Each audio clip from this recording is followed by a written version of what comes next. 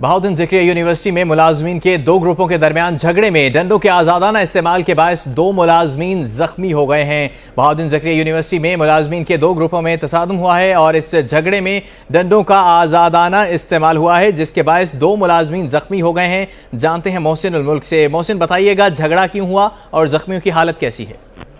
देखिए सभी, आज कुछ मुलाजमीन को अपॉइंट किया था यूनिवर्सिटी के हेड ऑफिस में, जिसके पर एक ग्रुप दूसरे ग्रुप को एतराज भी थे और उसके बाद ये झगड़े की वजह बनी और दोनों ग्रुपों के दरमियान तसादम हुआ सुबह सवेरे, जिसके बाद यूनिवर्सिटी को कुछ देर के लिए सील कर दिया गया था। लेकिन अब यूनिवर्सिटी का जो जामे का जो मामूल पे आ गई है, लेकिन उसके साथ साथ अभी भी जो दो अफराद जख्मी थे उनको निश्तर अस्पताल मुंतकिल कर दिया गया है। और तनाज़े की वजह भी यही बनी थी कि एतराज़ात थे ग्रुप को के अपॉइंट नहीं किए जाने थे कुछ अफराद को, जिसके बावजूद आज तैनात हुए थे नए अफराद और उसके बाद ये वजह बनी और तनाज़ा खड़ा हुआ और आपस में लड़ाई हुई।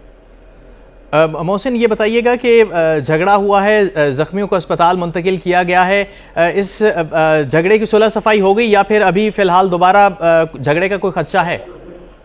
नहीं, सभी अभी तक तमाम मामला वैसे की वैसी हैं और जो सिक्योरिटी थी उसको हाई अलर्ट कर दिया गया यूनिवर्सिटी को।